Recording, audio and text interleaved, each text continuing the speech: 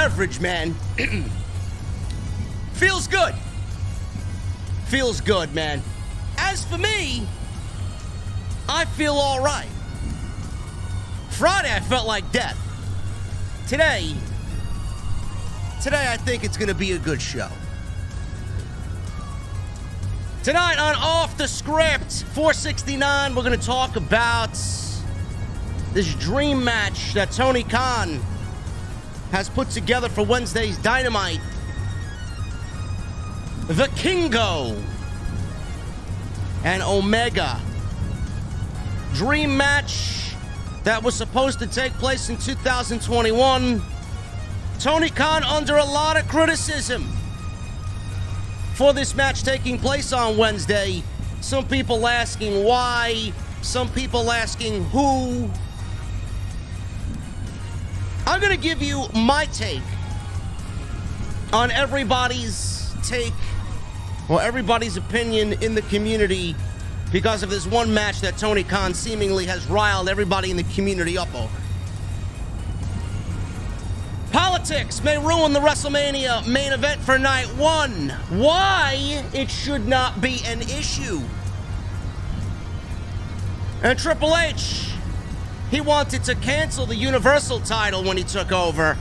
Why it hasn't happened, and why Triple H would want to do such a thing with the Universal title. Plus, I got more than just that tonight, man. We are loaded tonight. So I'm going to ask you guys to make sure those beverages are cold. We're going to the OTS venue. And I got one question for you tonight on this Sunday. What the fuck are you guys drinking? I'll see you over there.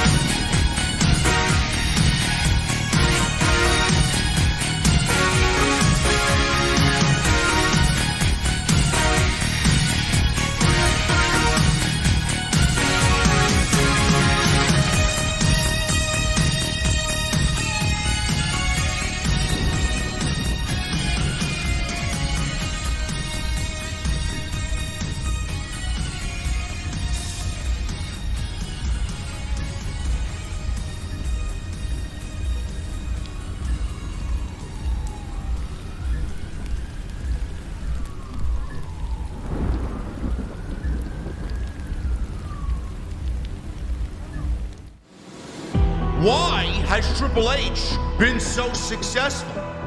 Why is Triple H running WWE better than Vince McMahon and Bruce Pritchard on Monday and Friday night? Long-term booking.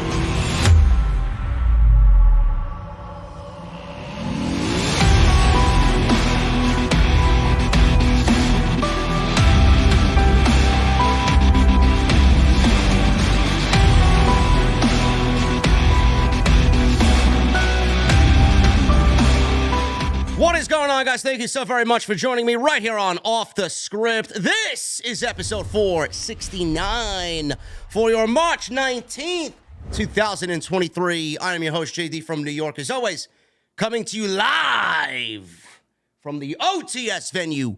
Thank you guys so very much for joining me on your Sunday evenings, wherever you may be. We are members only tonight, as always, on the flagship podcast Sunday night on YouTube. So if you guys want to get in on the chat and become a VIP, you're going to need to hit that join button and become a channel member right here on the podcast. We got a lot to go over tonight. We are going to talk about the major criticisms of Tony Khan and AEW for booking this supposed dream match on Dynamite between Vikingo. I don't even know if I'm pronouncing his name the right way. I think I'm pronouncing it the wrong way. The Americanized way, the asshole way. And Kenny Omega on Dynamite. This match supposedly was supposed to take place back in 2021. It did not happen, and we are getting it on Wednesday. No build, no story, no anything. And people were up in arms asking Tony Khan, why? And the most ridiculous question of who?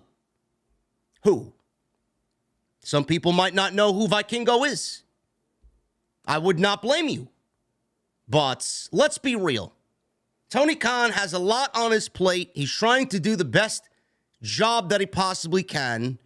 And everybody just really came off this week, in my opinion, as ungrateful. I'm going to try to attack it the best way that I can because I have my reservations. I have my problems with it. You guys know exactly what those problems are.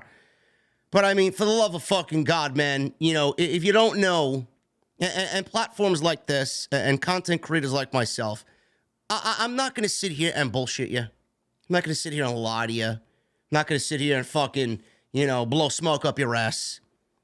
This match on Wednesday is going to be an absolute fucking clinic. And we are all here to watch professional wrestling and love professional wrestling. What is there to complain about? What is there to complain about? You're going to get a match of the year candidate on Wednesday. And everybody's fucking asking, oh, why?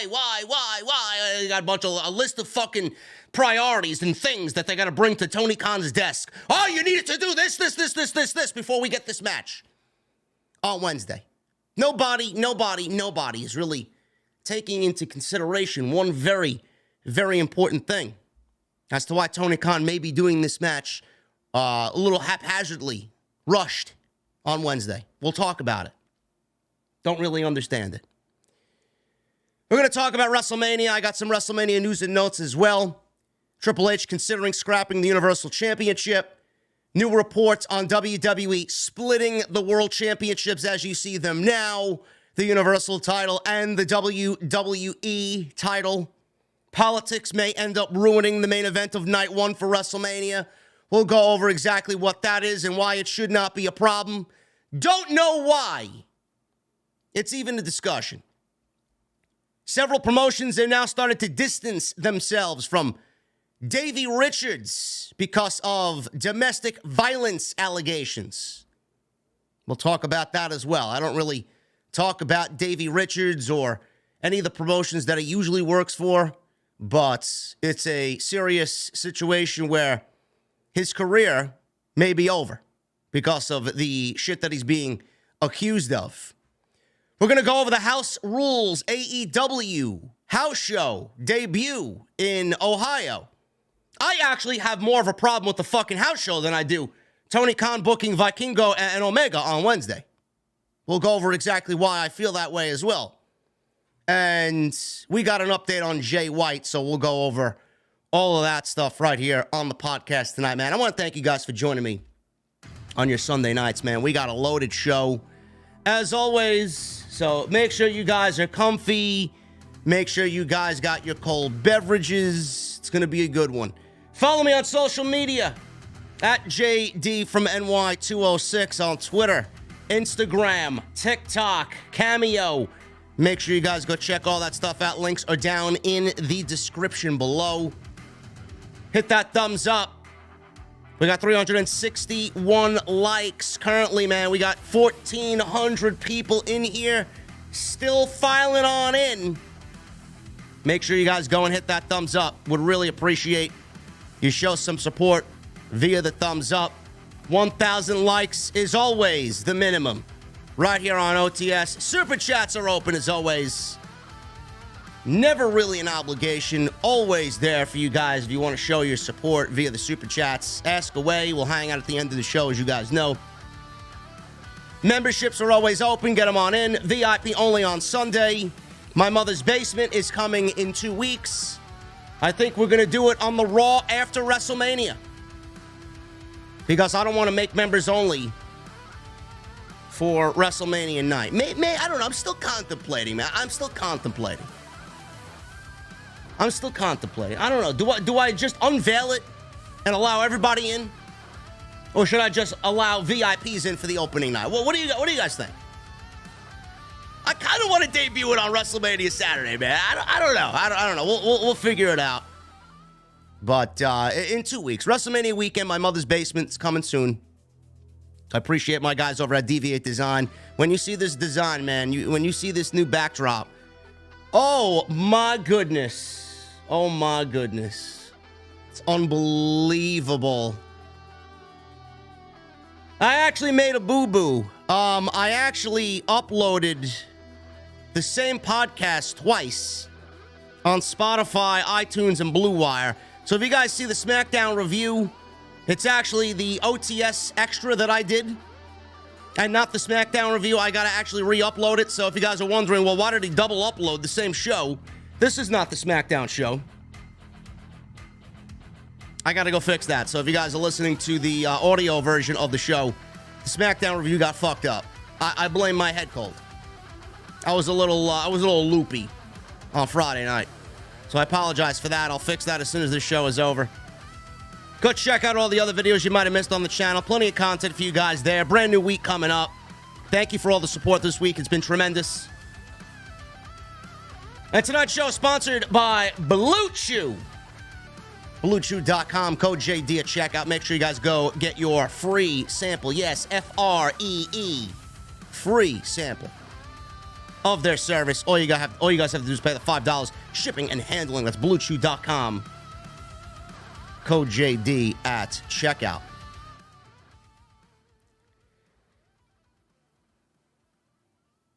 Now, you guys want VIP only, man. I may have to do Monday Night Raw VIP only. I don't know.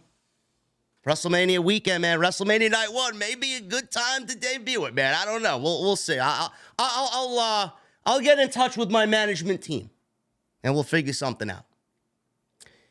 Let's get into what we got to talk about here, man. We're going to start off with this one. We're going to start off light. WrestleMania has expanded.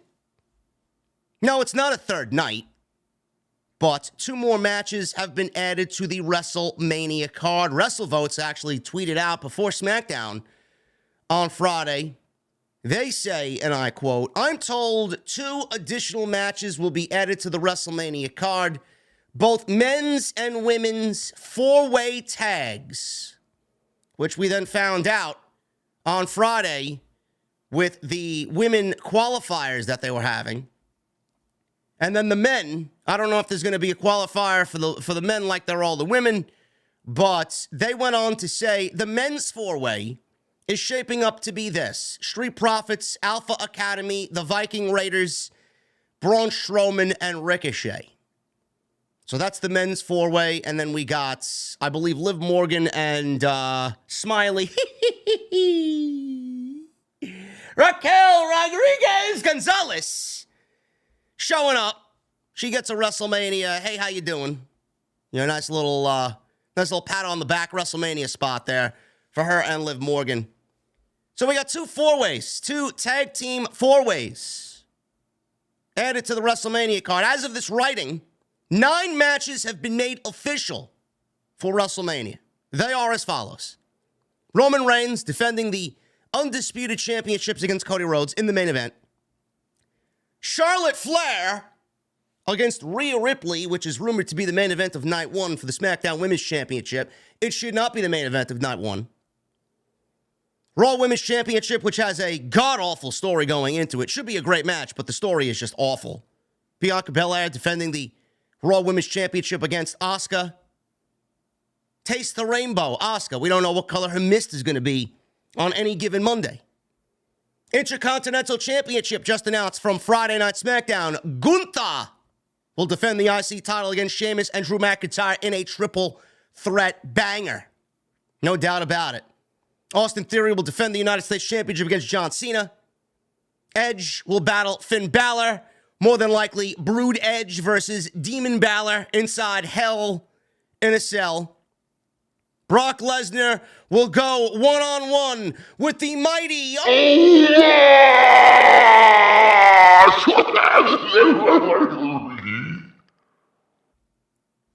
Trish Stratus, Lita, and Becky Lynch versus Damage Control, and Seth Rollins versus Logan Paul.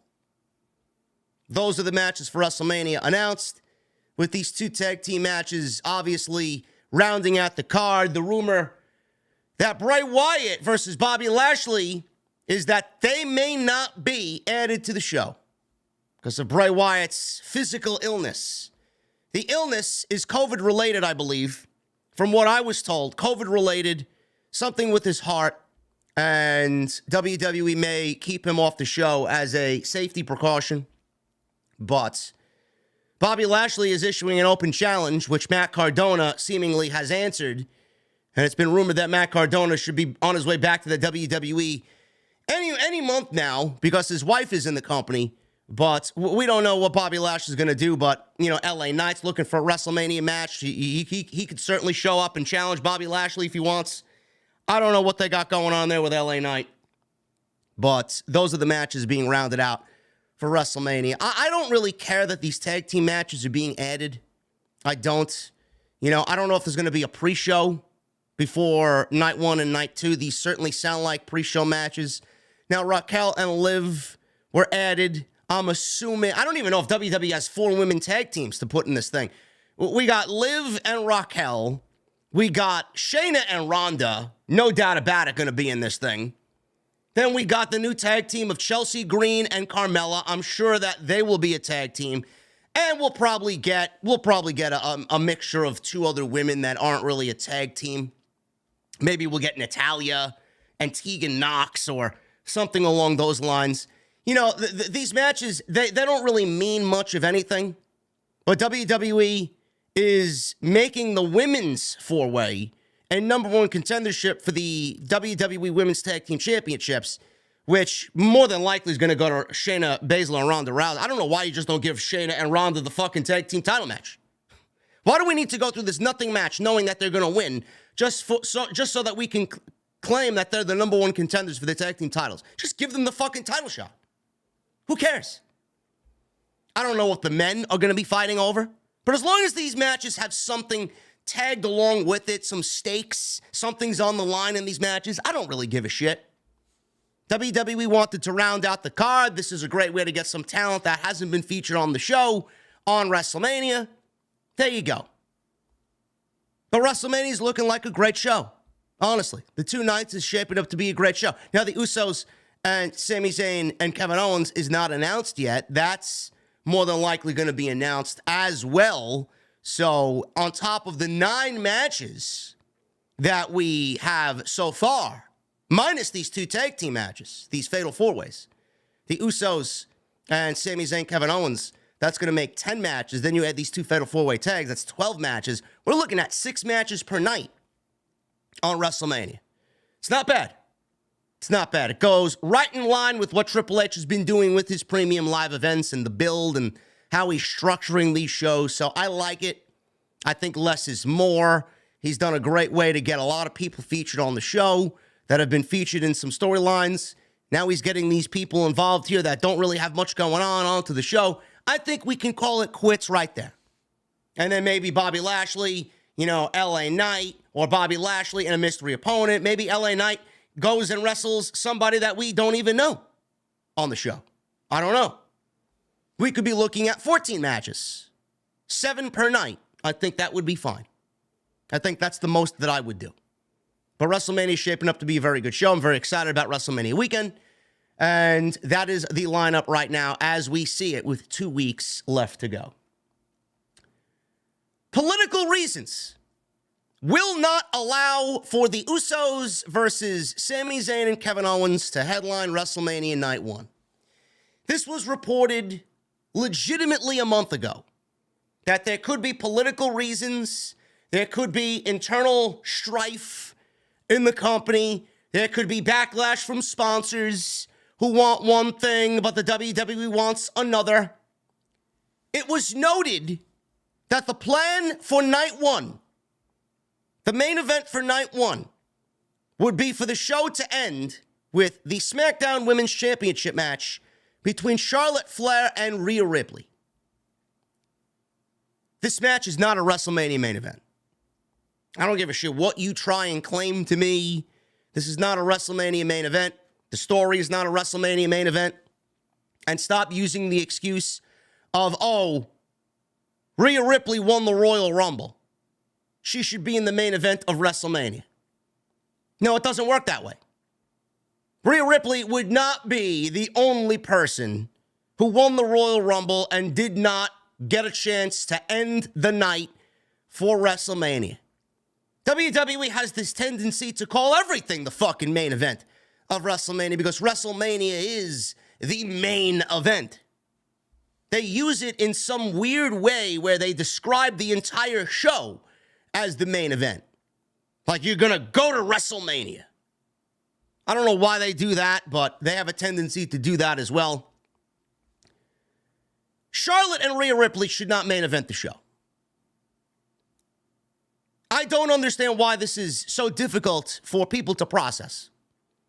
Now, for weeks, it's been rumored that the first night would end with the Tag Team Championship match featuring the Usos defending against Sami Zayn and Kevin Owens. Now, we finally got Kevin Owens and Sami Zayn come together. It was an emotional moment on Friday. They embraced, they hugged, they are back together. The match is going to be confirmed at some point between now and then. It is a formality at this point. However, Dave Meltzer reported in the Wrestling Observer newsletter that the tag team match won't headline due to political reasons. Meltzer wrote, when we had asked about the Usos versus Kevin Owens and Sami Zayn headlining night one, since at the time Zayn was the company's hottest babyface character, we were told that there were political reasons in play to where Flair versus Ripley would most likely get the spot. At this point, it's unclear if the tag team title match will happen on the first or second night. It's also not clear what the political reasons are, but WrestlingNews.co reported months ago the original idea for WrestleMania was to split the world titles and crown a new champion. WrestlingNews.co also was the first to report that night one originally had Seth Rollins, Drew McIntyre, or Cody Rhodes in the plans for a title match on night one. Now, clearly, none of these men but Cody is in the world title match. McIntyre's in the IC title match with Sheamus and Gunther, and Rollins is challenging Logan Paul at WrestleMania. There's been no hint in that direction, so plans obviously did change. A lot has changed in recent months because Vince McMahon is back on the fucking creative team, especially after the company was informed that The Rock also would not wrestle at WrestleMania this year, and WWE went with their solid plan B of Roman versus Cody for the world titles. Then we get a report from Fightful that they reported this week WrestleMania Night 1 is still not official for the main event, but Fightful has learned more about this on top of what Dave Meltzer has already stated. The Wrestling Observer newsletter reported that Rhea Ripley vs. Charlotte Flair was slated to main event. If that's the case, several people who would typically be in the know and many talent associated have not been informed that to be the case. The report stated that there were political reasons behind the decision, which we were told simply were the fact that there wasn't a women's main event on the 2022 WrestleMania card that closed the show. So what? So what? Now, Fightful says they can confirm that as of one point, the Usos versus Kevin Owens and Sami Zayn were slated to be the main event of night one, and there have been several in the company pushing for it to be the main event. Rollins versus Logan Paul is also set for night one. Fightful has not heard that the remaining world title match, Bianca Belair versus Asuka, has been considered for a main event at all. Political reasons, they don't really dive into what the political reasons are, but I'm assuming the political reasons are, WWE wants to spread the wealth. There's got to be equality for the women and the men in WWE. I agree. Except for this instance. I agree 99.9% of the time. In this case, I don't. Why? Because I don't think Charlotte Flair belongs in the main event. And this has nothing to do with Rhea Ripley. This has nothing to do with Rhea Ripley at all. The only reason why Rhea Ripley challenged Charlotte Flair and not Bianca Belair, being that she's on Raw with Bianca, and that match had been teased early last year, right around Money in the Bank time. We didn't get it because Rhea Ripley had an injury. She had a concussion. She had some teeth knocked out. She had to go get dental work. They canceled the match. I'm assuming it will take place at some point this year, but she chose Charlotte after winning the Royal Rumble because of political reasons. This entire match is set up for political reasons. Never mind the fucking main event of night one having political agendas behind it. This whole match was made behind a political fucking agenda. The only reason why Rhea Ripley chose Charlotte was because if Rhea chose Bianca, and that was the Women's Championship match for the Raw side at WrestleMania, then that would ultimately mean Bianca, because Rhea won the Royal Rumble, that Bianca would be the first woman in WWE history to main event WrestleMania twice, because she did it with Sasha Banks. Now, we can't have that happen. Why would Charlotte want that to go to Bianca when she herself can have that accolade as the first woman in WWE history to main event WrestleMania twice? She didn't belong in the first fucking main event at WrestleMania 35 with Becky and Ronda. She didn't belong there. She cried her way into the fucking title match. She made the match worse by being there because all anybody cared about was Ronda and Becky. And they had to force, and I mean manufacture, Charlotte into that match. There was no heat coming off Charlotte. She looked like a third wheel. She felt like a third wheel. So this match had political agenda behind it when it was made. That's number one. Number two, how many of you actually believe Charlotte deserves a main event for WrestleMania? I know I don't think she deserves it. Is she a great wrestler? Absolutely. Is she a fantastic athlete? Absolutely. Is she one of the best women's wrestlers of all time? Absolutely. I'm not taking anything away from Charlotte, but it's very difficult. It is very difficult to watch Charlotte as a fan and see her realistically get handed opportunity after opportunity after opportunity by basically doing little to nothing for those opportunities. When you watch Charlotte, you want to feel like someone's earned it. When you watch Charlotte, you feel like she's been handed it. And as far as Charlotte is concerned, she'll shill some reason as to why she deserves to be there, why she needs to be there, why wouldn't she want to be there. What have you done to win the SmackDown Women's Championship and be proud of winning the SmackDown Women's Championship? How could you go out there and win that championship knowing that you didn't do anything to deserve it? If the hard work went into winning that championship and earning the championship, then holding the championship would be that much more satisfactory. It would mean a lot more to her. How could you really go out there and feel good about what you did when you did nothing to earn it? She was handed the fucking title in December. She cashed in what people are calling Charlotte in the Bank. This imaginary, she was out for 7 months. She didn't appear on TV all year. She got a title match. She beat Ronda. She has done nothing for the division. She's done nothing for the title. The only person she's defended the title against is Sonya Deville, and she's not defended it on any premium live event that WWE's had since she's won it. And you want me to sit there and think that she earns a WrestleMania main event because of this? Because she's Charlotte Flair? No. No, I'm sorry. And the sad thing is, Rhea Ripley needs to be tagged along with this woman because she won the Royal Rumble. And in this instance, I'm saying Charlotte doesn't deserve a WrestleMania main event. Rhea Ripley deserves a WrestleMania main event, but Charlotte does not. Rhea was there all year. Rhea transformed her entire character. Rhea went 1 hour in the Royal Rumble. Yes, she should be there. And yes, WWE has done a complete disaster of a storyline here between these two, to a point where it don't even feel like a WrestleMania main event. So yes, Rhea is unfortunately tagged alongside Charlotte Flair, and I have to include her in this because she's in the match. The match is not a WrestleMania main event. Not for the reasons that I told you. Not for the story. I don't care. It is story over politics. Sami Zayn and Kevin Owens have been there all year. The bloodline story with Sami has been transpiring since last April. This is the payoff. What do you want to pay off at WrestleMania? Charlotte getting a second main event as the only female ever to do it?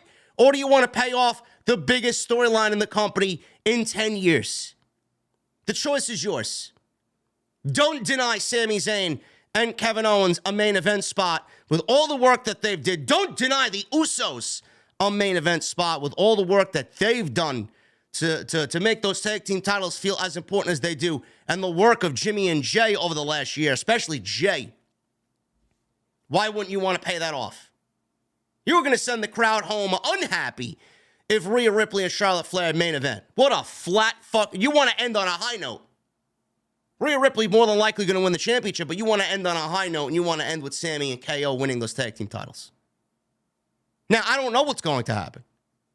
For all we know, Vince hates tag team wrestling, and Vince won't put the tag team titles in the main event of WrestleMania. Can you imagine Vince McMahon sitting by, looking at Triple H? You want to put the tag team titles? You want to end WrestleMania with a tag team match? That's not good business, pal. I could absolutely see him saying that. The only thing that would stop this match from being the main event of WrestleMania for the tag team titles is Vince McMahon. Because Vince McMahon, his middle name is fucking political agenda. Charlotte and Rhea don't deserve it. They don't. I'm sorry. I don't know what else to tell you. Yes, tag team titles in the main event. The story is there. You pay off your biggest story in the entire company. And WWE's fortunate enough to have the bloodline with this story split in two different directions. One, the tag team titles, Sami Zayn's story is more important than Cody Rhodes' story. KO's story with Sami Zayn is bigger and more important than Cody and Roman Reigns, the way it's transpired on television. Yet you don't want to main event your night one with that? Based off that? There's no way you can prove that I'm wrong there. You may think I'm crazy for thinking that. Sami Zayn and Kevin Owens are more important going into WrestleMania with the Usos than Roman and Cody is. Yet you don't want to have that match main event, WrestleMania Night 1. I don't understand that. That would be a stupid fucking decision. There's nothing wrong with Charlotte Flair and Rhea Ripley opening WrestleMania. Set the tone. The opening match is just as important as the fucking one that closes the show. And it wouldn't be the first time a Royal Rumble winner opened WrestleMania. Edge did it. Is Charlotte better than Edge? But you want to cry equal opportunity.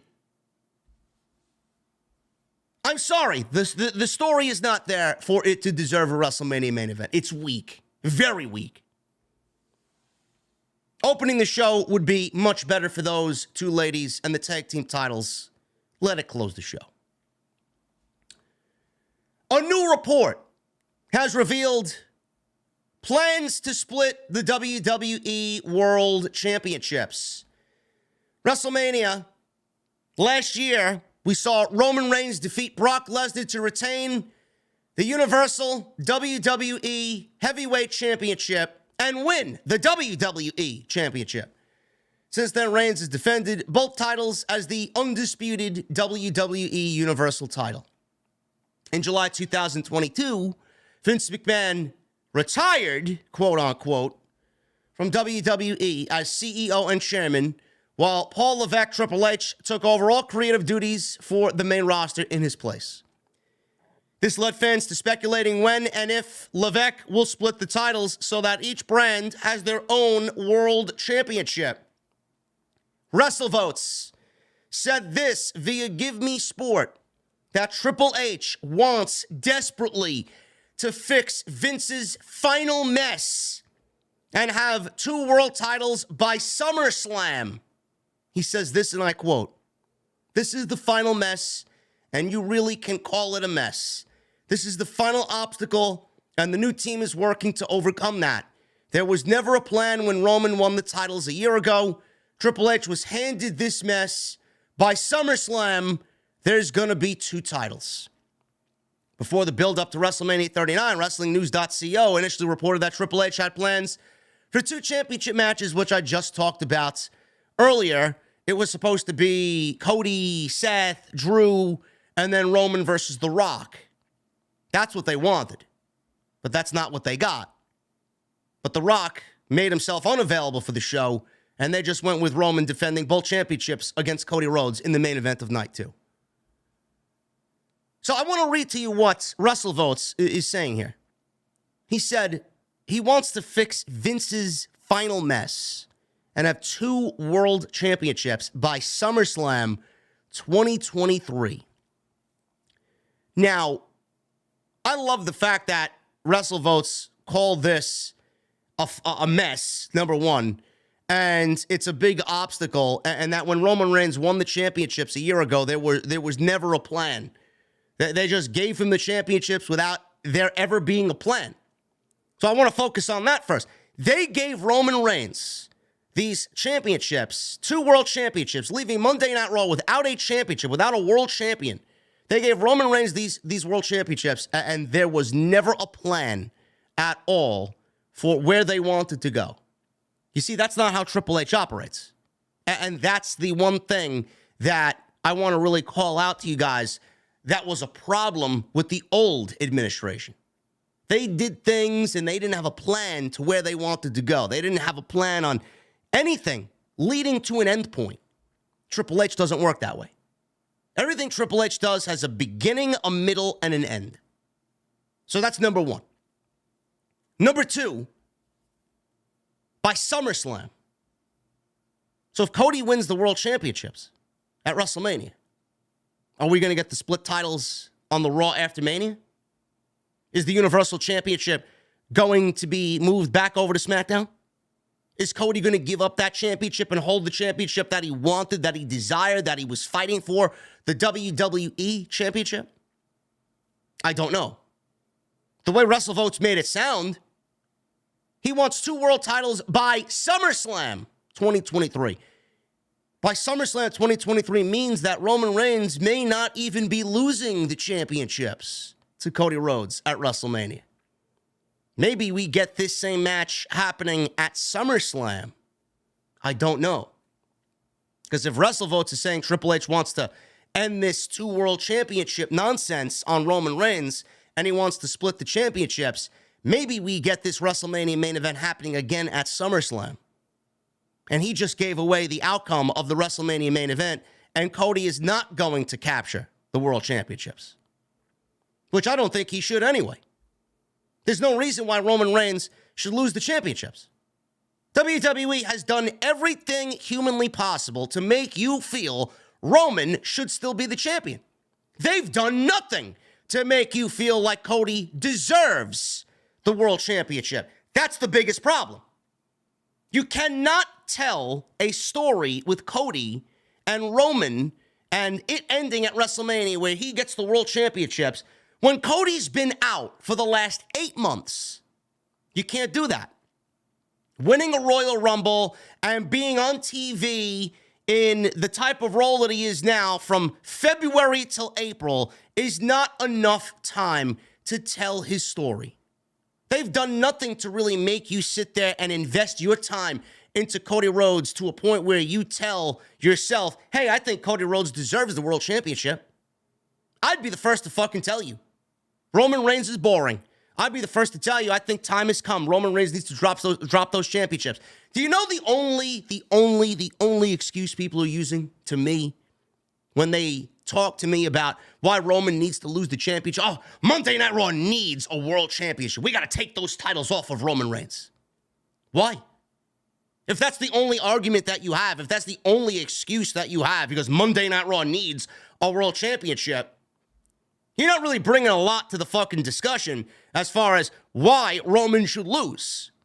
No shit Monday Night Raw needs a world championship. No shit there needs to be 2 world champions in the current grand scheme of WWE television with two brands and a brand split. No shit. But that doesn't mean to me, that doesn't tell me that Roman Reigns needs to lose the championships. Has Roman stagnated? Has Roman got boring? Has the Bloodline story got boring? The Bloodline story is basically carrying WWE television. Without it, what do they have? Their best bet is to make it continue with Cody chasing. There hasn't been enough struggle with Cody Rhodes. Cody Rhodes wants to go out there and cry about Dusty, and he wants to go out there and he wants to exclaim that he needs to finish the story. We didn't even get the story started. How the fuck can you finish the story if your story hasn't even started? Why should Roman Reigns retain the titles at WrestleMania? Because Cody hasn't struggled enough in the WWE to a point where I'm looking at him now to beat Roman Reigns. I may think differently come SummerSlam. That's the basis of everything. Ask yourself that. Do you believe in Cody Rhodes? Do you feel Cody has done enough for WWE to take the titles off of somebody in Roman who's dominated as the greatest final boss in the history of the company, nearing 1,000 days? Has Cody done enough to end it all with what we've seen of him on TV? He hasn't struggled. He hasn't been through the process. He hasn't been put through the ringer with the Bloodline. Yeah, let's give Cody Rhodes the titles because Monday Night Raw needs a world championship. That is the lamest fucking excuse that I've ever heard to take the titles off of somebody that's carried this company for the last 3 years and is nearing 1,000 days. No! I'm sorry. Shit don't work that way. Come up with a better excuse. Roman should not lose the world championships. Roman has not proved that he needs to lose the championships. He has not proved, oh my God, I'm boring, I'm stagnating, the bloodline is now ended, the story's over.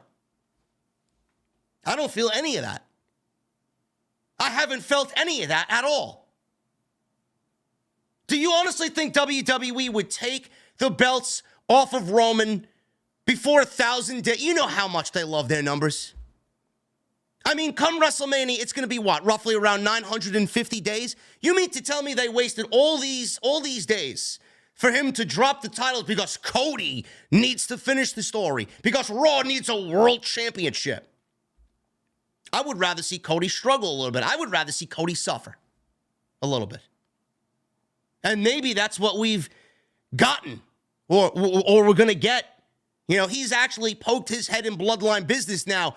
Cody may be the reason why Sami and Kevin Owens win the tag team titles at WrestleMania, because he's gotten these 2 superpowers now back on the same page. So now he's meddling in bloodline business. For all we know, this could be the storyline that continues after WrestleMania, and Cody doesn't win anything at WrestleMania. And we get the bloodline now focusing on Cody as Sami and KO go on to do their own thing because they had conquered what they needed to do. But do you genuinely believe WWE is this close to 1,000 days, knowing how much they love their numbers and their stats and their records? You think they're going to take the titles off of Roman Reigns 50 days shy of 1,000? Come on now. WWE would probably do best right now with Roman holding the championships and Cody chasing through the summer. Maybe winning Money in the Bank. Maybe Cody needs to win Money in the Bank. Maybe Cody needs to go win Money in the Bank and prove to the bloodline, hey, struggle a little bit. Lose. Go win Money in the Bank. Work your way up the fucking ranks. Cash it in. This is my last opportunity. Cash it in at SummerSlam. I don't know. Cody needs to struggle, though. He needs to be put through trials and tribulations because as a fan, you know, we're looking at Cody right now. I need to finish the story. The story wasn't even started yet. Your story started when you got fired or you quit WWE. You asked for your release, and your story was you building your name into a household one via the independent circuit, starting AEW, and then coming back as a fucking main event guy. That's your story. You missed all that. They haven't even told any of that on television. I need to finish my story for Dusty. It's not enough. Cody hasn't done enough for the World Championships. Then what happens when you give him the World Championships and you as a fan feel like, man, Cody, he should have done more. They should have had more of a story for Cody. If Cody wins the World Championships at WrestleMania, are you going to look at him as, oh man, he's just another baby face that WWE took the plunger and shoved down our throat? Because I don't want that to happen, because I love Cody. But how many of you, A, have already felt that, do feel that right now, and B, how many of you would actually feel that way if he did beat Roman? It's likely. They got to be very careful here. If WWE wants to get to SummerSlam and split the championships, fine. But I don't think Cody Rhodes winning the world titles at WrestleMania is the best way to go about it. And if he does, then maybe we get a split of the championships then. Very easy. WWE doesn't even have to wait. They could do it with Roman. But they obviously the plan is for Roman to drop both championships and then split them. Because if he splits the championships first before dropping them, then it's going to devalue who beats Roman Reigns. If Roman has both titles now, he needs to lose both titles to somebody and then they split them. As long as they do that, you can't you can't have Roman hold one championship and then take one away from him, because then whoever beats him, it's not going to mean as much. It's going to mean more if he beats him for both championships instead of one. It's Vince's mess. It's Vince's mess. But I'm not surprised, because Vince never really thought about, he just acted in the moment. Vince never thought about where it should go, how it should go. Never had an end goal for anything. He just does. He does for whatever's in the moment without any long-term booking. Triple H considered scrapping the Universal title as well. This was actually a new report that I seen tonight. A source reportedly told Fight fans, don't know what this site is, don't know who these people are, that Triple H was not a fan of the Universal title and had even debated on whether to get rid of it. Fight fans later went on to give an exact quote from the source. They say, and I quote, Triple H suggested retiring the Universal Championship at one time. He really doesn't like the title. Now, the formerly retired Big Gold World Heavyweight Championship was thrown around as a possible replacement, though this idea was apparently nixed due to the otherwise consistent design of all the other world titles in WWE. They like their logo front and center. There's a reason why they have all their belts looking the same way. After reigning as World Heavyweight Champion several times, it is of little surprise that Triple H seemingly has a soft spot for this Big Gold legendary title. Do I believe this story? Kind of. Do I see WWE scrapping the Universal Championship? No, because it's a Vince McMahon idea. And Vince McMahon still has a lot of creative say, no matter what you want to think.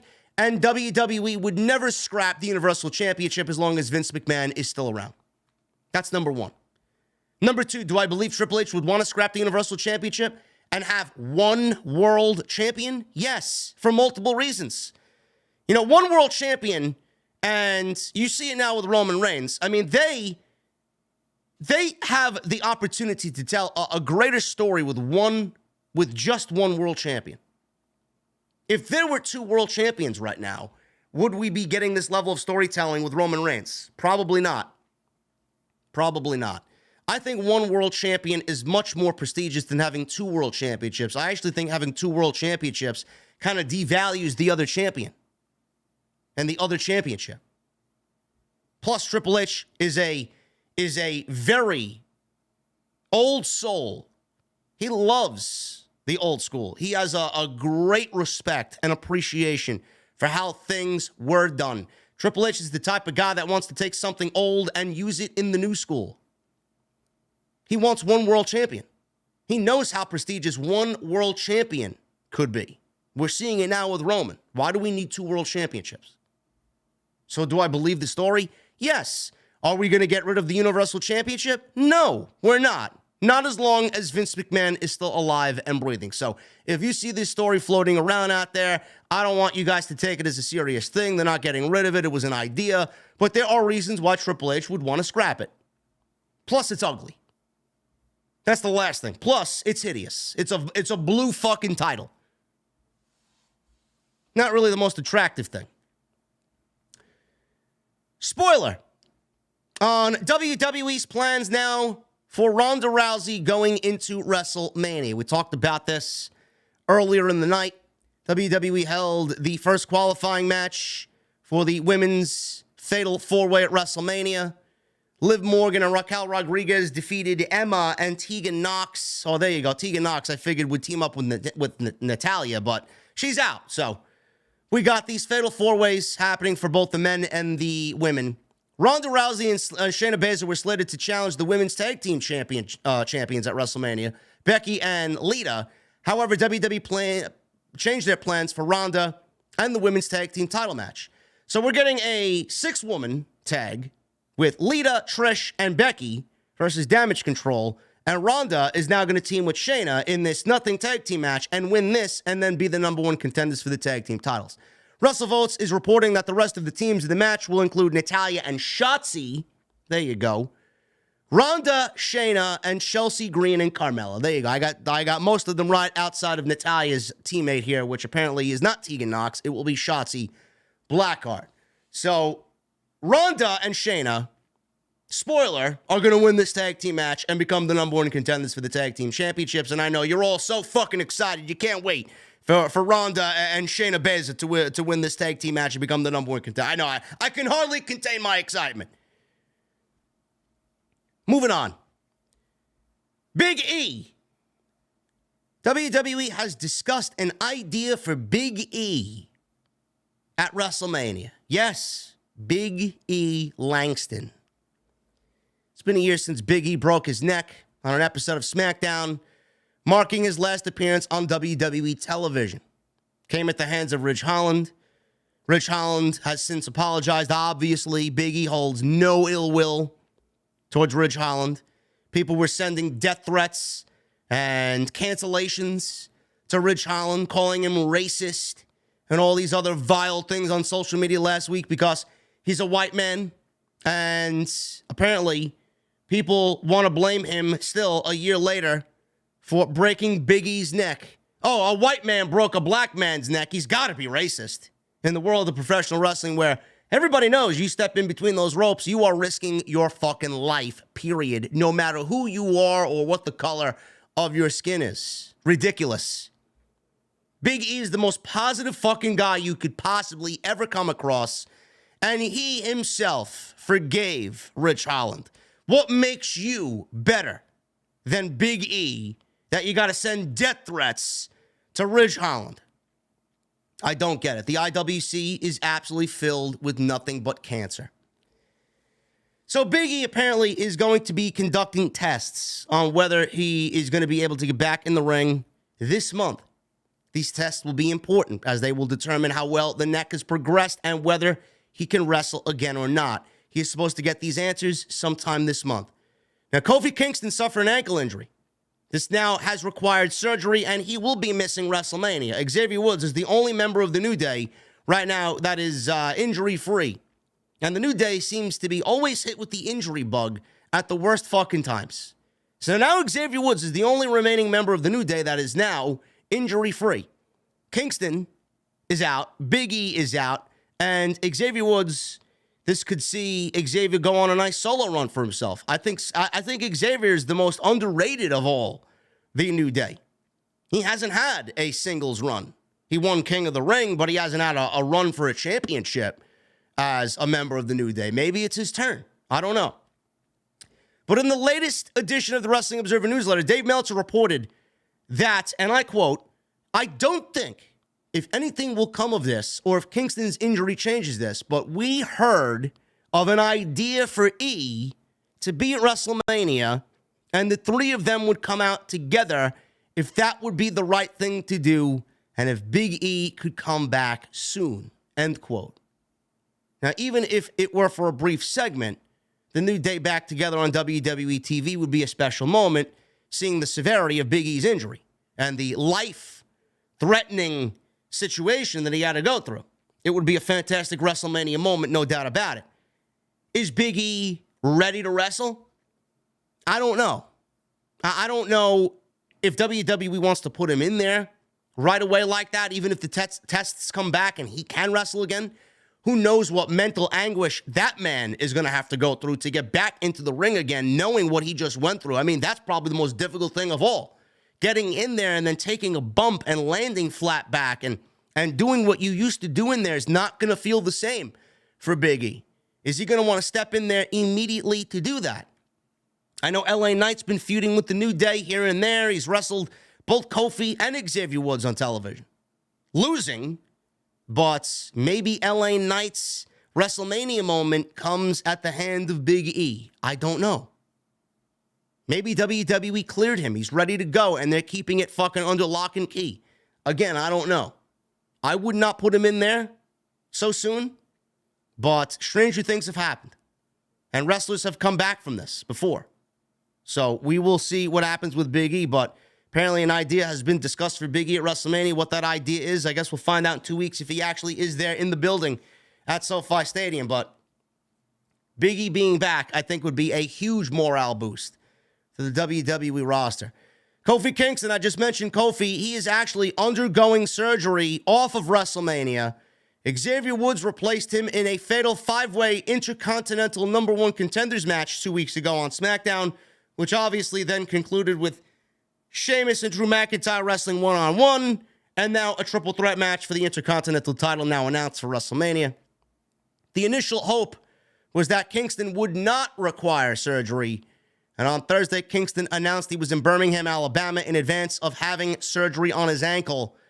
He says this on Twitter: "Alabama folks are so kind. Earlier today, instead of waiting 15 minutes for an Uber to take me to the YMCA Shades Valley to work out, I opted to take one of those electric street scooters. Big mistake. Half the trip was uphill and on semi-highway roads, and I was wearing my Aircast walking boot. I got within a mile of Birmingham YMCA, and the scooter wouldn't go further for some reason. Also, the Y was out of the drop-off range, so I had to call an Uber anyway, LOL. 30 minutes later, after 2 others canceled, one finally came to pick me up. I had to stop at Target. I needed lotion. Yes, I was still ashy from this morning. Finally, I got to the Y, and the woman at the desk told me in order to buy a guest pass, a member had to bring you in as a guest. But you can be my guest, she said. She vouched for my workout. So kind of her to do that for a stranger. I really wanted to move around a bit before I'm unable to do so after surgery tomorrow. After the gym, I stopped at a stir-fry spot called Yummy Fee. Tons of vegan options. The Maps app said they were closed, but I was in luck. Nice lady gave me the best recommendations. I ordered all of them. When I got my food, I went to inform the lady that the Map app said they were closed and they should probably fix their hours. She said, "Oh, we are closed. We just made that food for you anyway." My jaw dropped in disbelief. It was 15 minutes past the closing time. I thanked her profusely. So kind of her to go out of her way so that I could eat. Anyway, a long message that can be summed up by saying that I am very grateful for the people I've come across in Birmingham today. Tomorrow we march forward and into the hands of the best in the world at what he does. Let's get this ankle right. So he's getting surgery on his ankle is what he wants you to know after all that. The spot was so ridiculous. The spot was so ridiculous. I mean, Kofi Kingston should still realistically be on television right now. And Drew McIntyre dove. It wasn't even a match. It was guys coming out to proclaim that they deserved the WrestleMania spot in the IC title match with Gunther A brawl happened between all 5 guys that took place in the 5-way, and Drew McIntyre jumped over the top rope with a fucking dive and landed a little too stiff on Kofi Kingston, and he needs surgery on his ankle now. Why these spots happen, I don't know. It was such a bullshit fucking segment. Could have all been avoided. Now surgery is needed, and Kofi's going to miss WrestleMania. Maybe next time they'll fucking learn. Randy Orton. Is Randy Orton going to be at WrestleMania? I don't know. We may see him on the Monday Night Raw after WrestleMania. But there's a major update about internal rumblings about Randy Orton's WWE status. Orton last worked a match when he and Matt Riddle dropped the Raw Tag Team titles to the Usos in a winner-take-all match on SmackDown in May of 2022. The initial belief was Orton would take time off for a back injury before returning to turn on Riddle, leading to a feud between them, which could still be the plan when he comes back. Obviously, that didn't happen, as the injury got worse than expected, and Orton had lower back fusion surgery in November. There has been a lot of concern regarding his WWE career amongst those in the company. There had been a recent photo going around online of Randy Orton looking jacked. At the time, some fans were speculating that he could be closing in on a return. So Mike Johnson of PW Insider Elite reported there's been some rumblings about Randy Orton internally within the last week or so, where they hadn't had many discussions about him internally in some time. It was noted that nothing new was said about Riddle's WWE status either, after going on hiatus when he was suspended due to a failed drug test for the second time in 2022 and was sent to rehab in December. If Randy Orton is ready to come back, WWE is going to keep it very, very quiet. They want you to think that Randy Orton's fucking injury was so severe that he was contemplating retirement. And if Randy Orton's going to come back, it's going to be on the Raw after WrestleMania if he's ready to come back. That means Riddle may be ready to come back, because that there could be exactly what we need. Randy Orton as a heel, Matt Riddle as a babyface, and we get that tied up, and we tie up the loose ends there with RK Bro. And Randy Orton being back on television, man, just adds another main event. I miss Randy Orton. I really do. Just like John Cena, man. I know a lot of people think of Randy Orton as boring. He's the same thing in and out of the ring. Every match looks the same. But, man, Randy Orton, man, he's one of those guys that the fans just love. And it's easy to love Randy Orton because you look at him, you know who he is. He's been ingrained in the fucking WWE for as long as he has. He's legit. People look at him as a main event guy. You can plug him in anywhere. He's going to make anything fucking feel bigger than anything. That presence is missed on Monday night. Really. Believe it or not, WWE with the roster that they have is still not operating at full strength. Riddle is out. Butch is not on TV, or Pete Dunne is not on TV. Randy Orton is out. There's still a lot of guys that are not on TV. And Randy Orton being back on TV for any brand, Raw or SmackDown, is going to add just another top-notch guy back to television weekly. And that, right, especially on Monday, is missed. Is missed. And if Cody does win the World Championships, a heel Randy Orton versus Cody Rhodes is absolutely on the radar. It has to be. And I don't want Cody going into that match with a babyface Randy Orton. I want Cody going into that with a Viper Randy Orton, a cutthroat Randy Orton that will literally do anything to fucking weasel himself into a WWE Championship situation. It writes itself. It writes itself. So we'll see what happens, but Raw after Mania, man, is going to be very, very interesting. We could see debuts, call-ups, returns. Who knows what Triple H has in store for the Raw after WrestleMania. Follow up on Trish Stratus and this supposed heel turn after WrestleMania. We talked about this last week, and I documented that. I don't think anybody really wants to boo Trish Stratus, but here we are. Plans are in place for Trish to turn heel. Last week, the wrestling Twitter account, WRKD Wrestling, broke several stories on Lita and Trish, and this one is the latest. The account noted that there are plans for Trish Stratus to turn heel and work a program with Becky Lynch through SummerSlam. Dave Meltzer reported in the Wrestling Observer newsletter that the heel turn was something that he heard before she returned. Meltzer added that the only thing confirmed to him was that there were twists and turns coming in the storyline. For what it's worth, both Lynch and Stratus have wanted to work with each other for a long time before the heel turn happens. They will be working together for a while. At this point, we don't know if Lita will be factored in with the heel turn or if she finishes up after WrestleMania. I don't think I want to boo a Trish Stratus. I mean, does Trish even come off as a believable heel? Number one, is she going to play the heel role right? That's the biggest question. When do we see the heel turn? How does the heel turn happen?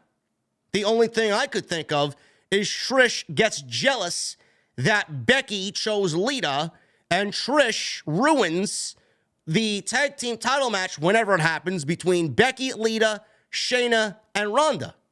And Trish Stratus is the reason why Lita and Becky lose the tag team titles to Ronda and Shayna, and then she can continue her feud with Becky Lynch while Becky's a babyface and Trish turned heel, costing them the championships. I mean, it's a twist, don't get me wrong, but one that we're interested in? I don't know. I don't think any of these fans want to boo Trish Stratus as a heel against a babyface Becky Lynch. Just a stupid idea. But maybe it's Trish's idea. Who the fuck knows? Maybe Trish wanted to come back this year and say, yeah, I want to work with Becky. You know what? I want to work as a heel. I want to change it up a little bit. Who knows? We'll see what happens. Are fans going to take to it? Are they going to believe Trish in the role? That remains to be seen. Just by me and what I know of Trish Stratus, I don't really care to see Trish turn heel. We'll figure it out. Shifting gears here, man. Several promotions have severed ties with Davey Richards after domestic violence allegations. Richards issued a statement. Several independent promotions announced this week that they are no longer booking Davey Richards after news about domestic violence allegations. Richards deleted his Twitter account, but has issued a statement to PW Insider. And promotions that he's worked with Impact, he's worked with Sami Callihan's Wrestling Revolver, amongst others. He might have worked GCW. Prestige Wrestling announced, effective immediately, Prestige Wrestling has cut ties with Davey Richards. We will have updates soon on any matches, plans that involved Davey. Thank you. Team Ambition announced the decision has been made for Team Ambition to formally and permanently part ways with Davey Richards. In the coming months, Team Ambition, including the Professional Wrestling Academy, will be undergoing some changes and rebranding. We remain dedicated to making the St. Louis professional wrestling scene, as well as professional wrestling as a whole, better and stronger. We want to thank everyone sincerely for their ongoing support. So they're all cutting ties with him. Now, Davey Richards issued this to PW Insider because he deleted his Twitter account. He says this to PW Insider as an official statement on his behalf. Hello, everyone. Wow, what a couple of days. There are allegations of domestic violence against me. The allegations I adamantly deny. And if you look on CaseNet in Missouri under my name, Wesley David Richards, you'll see there are no charges filed against me. However, I do understand the industry stance on this matter. Everyone should feel safe at shows, and I do not want to be the person whom damages that. The pic being posted of my wife's eye is from training, and we regulatory train in martial arts, as many of the students have got black eyes and such. Again, no charges were filed, and I deny these allegations, but I must do what is right and not what I want. So I'm canceling myself. This great sport is far too wonderful for anyone, including myself, to tarnish it. I will wrap up my shows this weekend, and I will be retiring from professional wrestling. Please continue to support Team Ambition and this sport. Davey. I don't really understand this. I don't. they are allegations. He hasn't been charged with anything. He hasn't been charged with anything. You know, social media. Listen, from what I see here and from what I read here, it's another case of social media getting involved and everybody laying down the law because social media said so, and the court of law and the fucking people who cast judgment on everybody is Twitter. Nobody knows what happened. Is there this amount of evidence against him that is so bad that everybody is going to cut ties with him and he's going to retire from professional? We don't know the whole story. You saw something that he described that looked like his wife's eye, a black eye. Who knows what it was? Who knows what it was? We are going to accuse him of something, and there is absolutely no judgment in the right way over him, and now his career is finished. I'm not going to sit here and back him up, but, I mean, how many instances have we seen with different people? Enzo Amore is the most fucking damning one of all. Enzo's now getting his feet wet again and kind of making a name for himself in pro wrestling. But for how long? I mean, he got fucking fired from WWE for obviously other reasons too. But his wrestling career was ultimately finished because of something somebody said that they accused him of, and he was proven innocent. But that's going to stick with you. Social media did that. Now, I'm not saying the same thing happened to Davey Richards here, but it's a possibility. The law and order of social media has made this man retire. It's ridiculous. Has he been justified and accused in a court of law is what I want to know. No. Social media said that he's a domestic violence abuser. Let's get rid of him. We need to cancel him. And like everybody else, they got no choice. These wrestling promotions have no choice. What are they going to do? They're going to distance themselves because they don't want to have a bad name because of him. Even if he's not guilty of it, they don't want nothing to do with him in any way, because of the record now that it shows that he has a domestic violence allegation, and they don't want that on their show. So these wrestling promotions have no choice at all. Same thing happened with Nash Carter. Same thing happened with Nash Carter as well. Fucking ex-girlfriend and Kimberly posting fucking photos of him from 10, 11 years ago, however long ago, ruined the guy's fucking WWE run. Over what? Over what? It's just very silly. It is guilty until proven innocent on social media. That's the fucking sad thing about it. It's not innocent until proven guilty. It's guilty. You're guilty until proven innocent. But by that time, your career is ruined.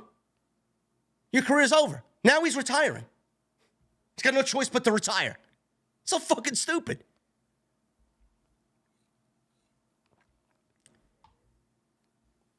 Moving on, man. The AEW house show that happened in Ohio. House rules. I don't know how many of you guys actually saw this card for House Rules, but I have a bigger problem with this than I do Vikingo wrestling Omega with no build on Wednesday's Dynamite. Look at this fucking house show that they put together.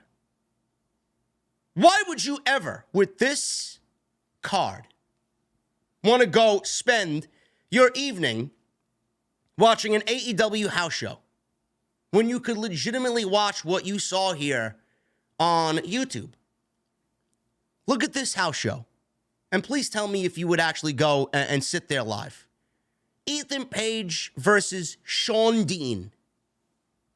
After the match, Hook answered an open challenge from Page, and he beat Page. Jeff Jarrett defeated Brian Pillman Jr. Ruby Soho defeated Hollywood Haley. Post-match, Soho spray-painted Haley. Sky Blue made the save. Tony Khan did an in-ring promo. I don't even know who the fuck Hollywood Haley is, or Hollywood Haley. Orange Cassidy and Darby Allin defeated the Butcher and the Blade. QT Marshall defeated Pat Buck. Pat Buck is a producer for AEW. What is he doing wrestling on a house show? Britt Baker defeated Anna Jay. Powerhouse Hobbs defeated Christopher Daniels. And Jon Moxley with Claudio defeated The Firm, Lee Moriarty, and Big Bill. What type of house show is that? That's what they're putting on for house shows? I mean, if I went to that show and I ordered tickets and a card wasn't announced and I bought tickets to this show before I even knew what was going to be on the show, people were probably expecting the Young Bucks and Kenny Omega and Chris Jericho and big name guys, right? If I bought tickets to this show, I feel like Tony Khan would have robbed me of my fucking hard-earned money. Are you fucking kidding me? Yeah, you got a problem with Tony Khan announcing Vikingo versus Kenny Omega on Wednesday's Dynamite. I don't see anybody complaining about this fucking house show. This is your first attempt at a house show, and that's the card you put on? That should have been a star-studded show from top to bottom. Who's going to go watch? Once you get wind of what AEW is doing for their house shows, why would you ever want to go to an AEW house show? Unless they went to bumblefuck fucking Ohio, where they never visited before, and you were that desperate for AEW live. That is awful. That is fucking awful. I don't care what Tony Khan says. That card looks like shit. It's almost as if he didn't even try. Randomly pulled names out of a fucking generator and came up with an entire house show card. Dream match. Vikingo versus Kenny Omega is taking place on AEW Dynamite. This match was slated to take place at Triple Mania in December 2021. But the match was nixed once Kenny Omega was sidelined with multiple injuries, which led him to vacate the AAA Mega Championship. AAA booked a fatal five-way match instead at that event that saw Vikingo win the vacant title over Bandito, Bobby Fish, Jay Lethal, and Samurai del Sol. The other match booked for Dynamite outside of this dream match is Hook versus Stokely Hathaway in a no DQ match. Obviously, there was criticism coming Tony Khan's way on Wednesday because if Tony Khan isn't getting some sort of bullshit online, it's not a normal day in Twitter world. The Lucha Blog Twitter account discussed the criticism of the IWC for this match and tweeted the following, and I quote, "You're not expected to know who everyone is. I know a lot of people, and there still are others I'm learning about every day. But also, if you have the time to type who and click post on Twitter, you have the time to Google who you are looking at and who you're asking who about." I don't really understand the whole negativity on who is he? Who? Like, I get that people don't know who he is. But a simple glance at anything on YouTube or anything on Google will fill you in on what you need to know. Now, I'll get back to that point in a second. Tony Khan reacted to this tweet from Lucha Blog, replying, and I quote, "These accounts aren't doing it to be genuine. A large percentage of those replies aren't from real people. A lot of them are accounts that upon inspection seem to only exist to question and rip AEW. And most of their other content seems to be a cover story to justify the existence of these accounts." Now, Khan had a follow-up tweet to further explain how some fans try to act like they used to be fans, but they really aren't fans at all. He tweeted, and I quote, "One of my favorite bits they do is when they claim they used to love AEW in the old days, but not anymore. Yet when you dig into their old posts, there's nothing positive on AEW ever. Yes, I'm sure you all used to be great fans despite no evidence of that whatsoever. Now, how does he know that? Unless he's going to dig for their replies and their tweets himself. Like, is he looking up all of their fucking Twitter timeline? I mean, I think Tony kind of got a little bit ahead of himself there, but clearly Tony Khan was a little fucking frustrated with all the criticism that he got for this match. You know, I get it. I would be the first to tell you. That this match should not be taking place this soon. I'd be asking why. Like, I know who he is. I've seen him wrestle before. I've seen him. I know what the man is capable of. He wrestled on GCW. He's wrestled everywhere. MLW, Mexico, Impact. Like, I've seen him wrestle. Do I expect everyone to know who he is? No. I don't expect you to know who he is if you don't really watch anything outside of WWE or AEW and you just keep it to a bare minimum. But that's the great thing about our sport. You get introduced to guys that you don't know all the time. It should not be a question of who. That should not be on anybody's mind. The one thing that sticks out to me is why is this match happening when Kenny Omega is clearly in a program with either the House of Black or the Elites with JAS or the Elite now versus the Blackpool Combat Club. There are multiple storylines going on here with the Elite right now for the Trios division. But we're getting this dream match on Dynamite. It could signal a lot of things. It could signal that Kenny Omega is getting ready to get back into singles competition, and we're going to get main event Kenny again. I think that's what's needed. Jesse and I have discussed that for several weeks now. Kenny Omega being in the singles division, wrestling at a high level is what we need. I think that's probably what's best for business for AEW. I'd be the first to tell you, where's the story? Why is this guy being introduced to television and there's nothing on him? These are easy fixes, guys. Easy fixes. And there's one thing that I want to give you guys before anything I say.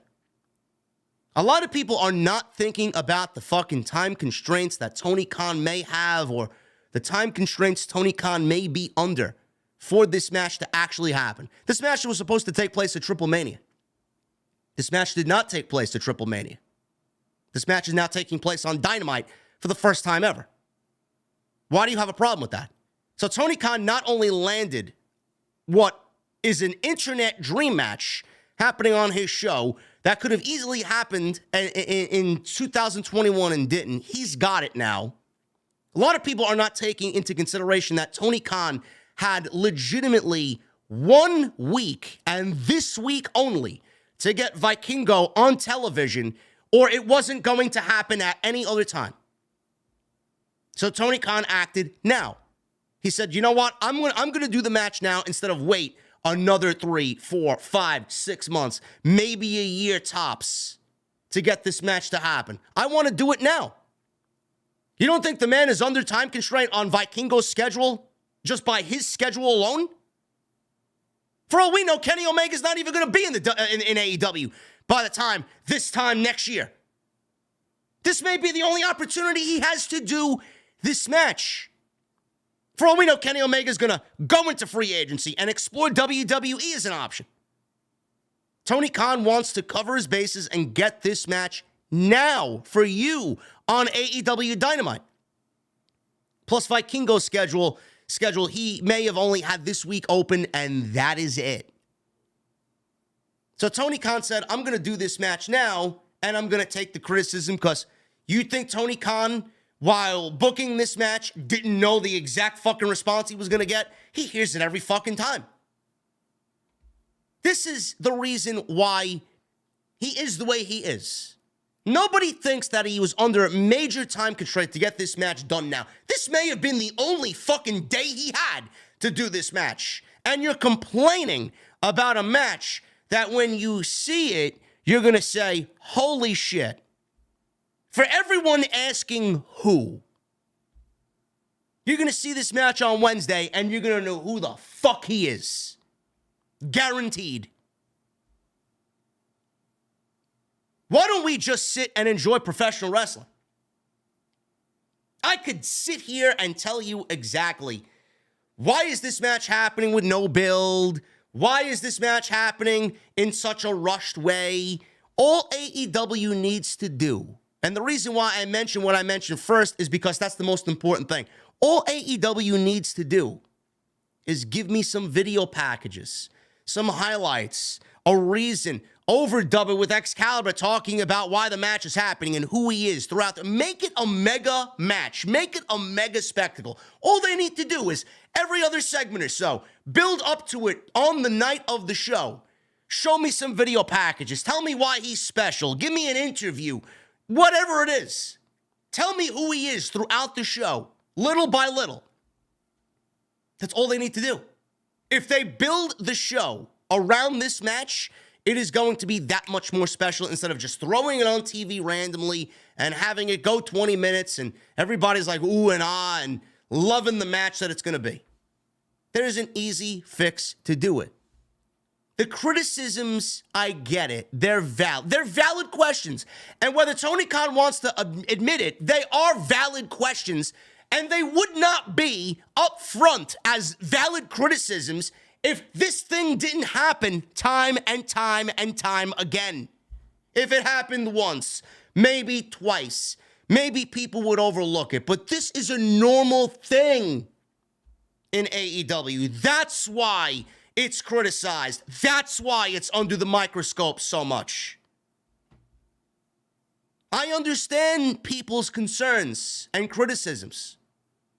But I mean, for the love of fucking God, you're a pro wrestling fan who watches Pro Wrestling Weekly, and you're going to get to see somebody that you never seen work before in the United States, more than likely, for the first time, and he's going to go up against Kenny Omega, who arguably is the greatest professional wrestler of our generation, and you want to sit there claiming why. There are fixes to why. There are reasons for why. There are fixes for who.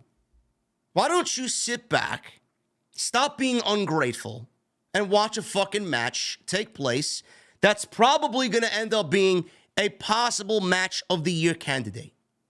Everybody's complaining. I complained about this for months being a problem in AEW. A huge problem. For the love of God, please sit back and just watch the fucking show. That's all you need to do. It's all you need to do. I even thought maybe, and listen, Tony Khan has his things that when the ratings are not where they want to be or where he thinks they should not be and they're lower than anticipated, he goes and does these random acts of desperation. Oh, a major announcement. Oh my God, the biggest announcement in AEW history. I kind of looked at this, you know, because he's catering to his audience and he wants to grab those people back and he wants to pop a rating. I looked at this as maybe, you know, one of Tony Khan's rating ploys. But again, if it is a ratings ploy, it's a ratings ploy that is going to pay off for the night because we, as fans, are being treated to a great match. Who gives a shit? So much complaining for something so little.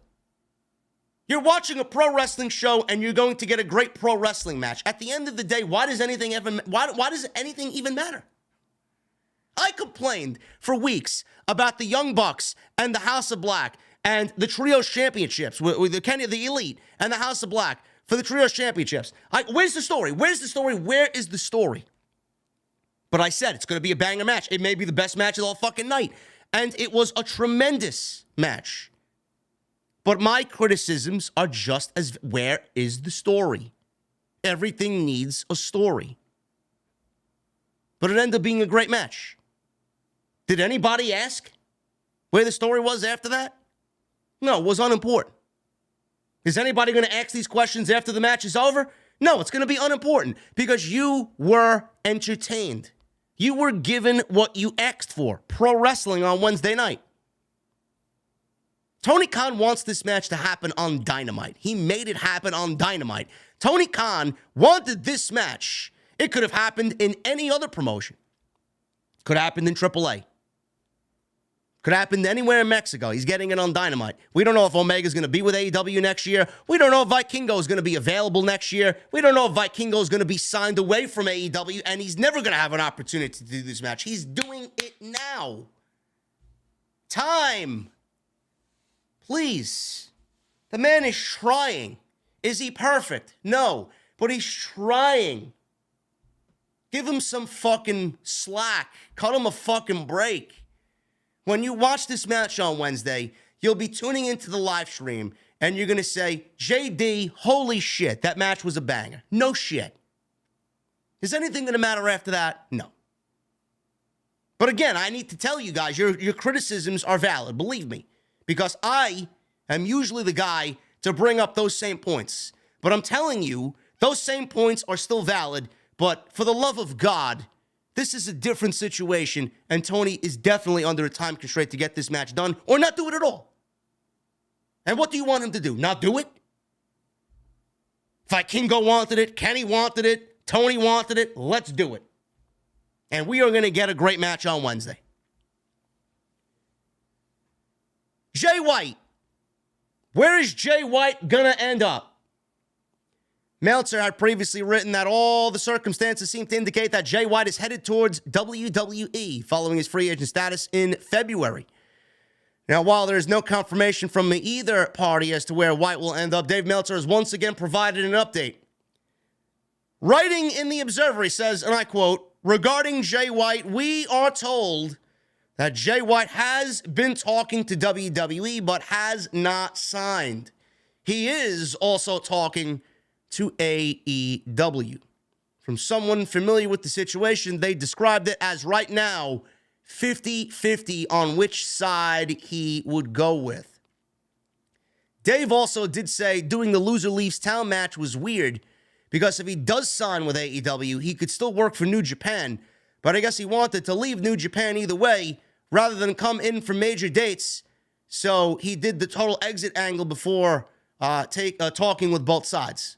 Meltzer would go on to compare the White situation to that of Commander, who we just saw on AEW Dynamite in a ladder match for the Face of the Revolution ladder match.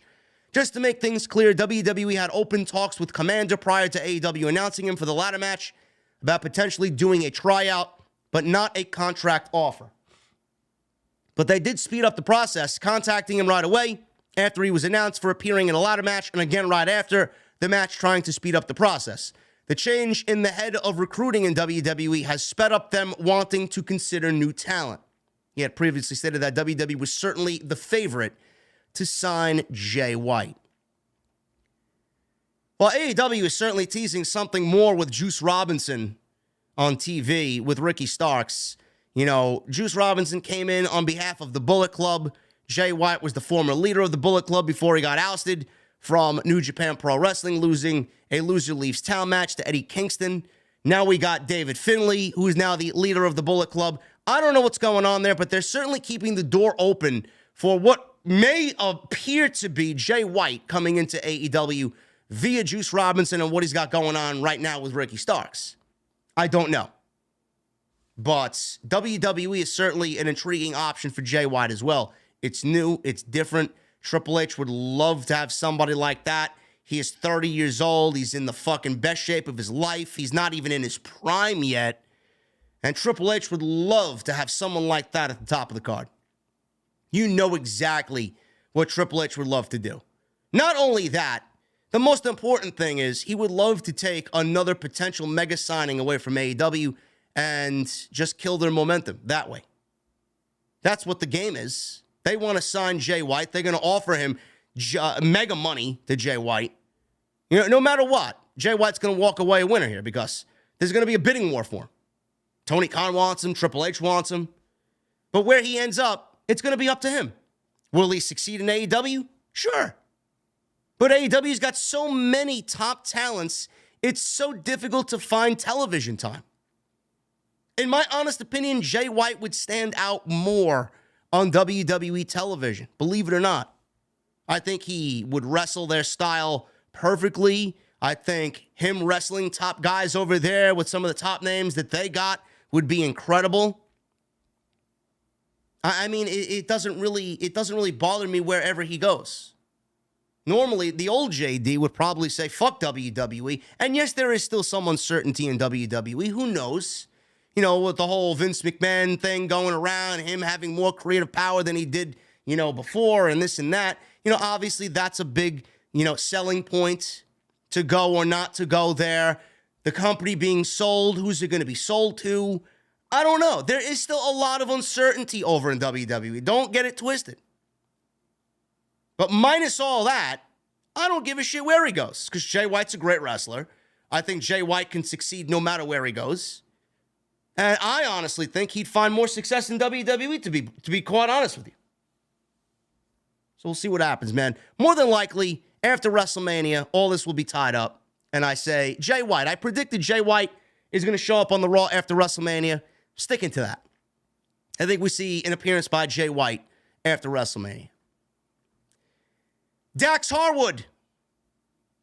He and Cash have finally decided on what their future will be after April. Dax has teased that he and Cash could become free agents in April and that they could simply decide to wrestle on the independent scene for the next year or so. The contract talk has led some fans to speculate that they want to go back to WWE or that this is just a part of a storyline that will pay off on TV soon. Dax tweeted today and doubled down on FTR's contract situation and said that he and Cash have reached a decision.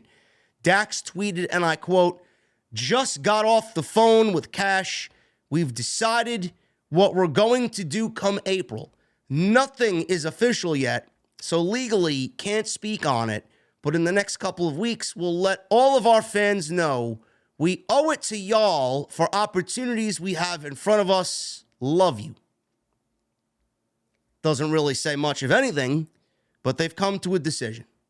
So they're definitely stringing all the fans along, and they're keeping FTR, hot and heavy in people's minds. They're going about it the right way. He's got his own podcast platform now, so he's got that platform to kind of gauge people's interest and keep people guessing on what's going on. I don't think FTR going back to WWE is the sound option here. At the end of the day, I still think that they stay with AEW.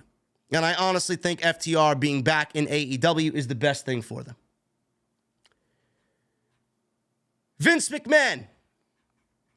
We got some Vince McMahon news. Apparently, there was a former WWE writer by the name of Dave Schilling who was rewatching WrestleMania 35 and was live tweeting as the show went on. So he was watching the show, and on Twitter, he decided to share some backstage notes on WrestleMania 35. During this, he revealed that Vince McMahon had an interesting response when learning that the fans didn't like the Angle versus Corbin match and the booking of the match during a production meeting. Oh no, it's Kurt Angle versus Baron Corbin. When it was mentioned in a production meeting that the fans hated the idea of this match, Vince laughed so hard and then said, "Fuck 'em." Vince said about the fans, "Fuck 'em." Are you surprised? His entire booking mentality was fuck the fans. Triple H paired JBL up with Corbin up until a few weeks ago. When he realized the pairing wasn't working, they ended up splitting up, and Baron Corbin is now directionless on TV. Angle versus Corbin was fucking awful. What did that say? Never mind what Vince McMahon thinks of the fans by saying, fuck him. What does Vince McMahon think of Kurt Angle? Enough. Do you think he did Kurt Angle any that match with Corbin was his retirement match? Imagine. He's got more hatred for the fucking fans than anything does Vince McMahon. Imagine how Kurt Angle felt. Then there was another former WWE writer, Brian Gerwitz.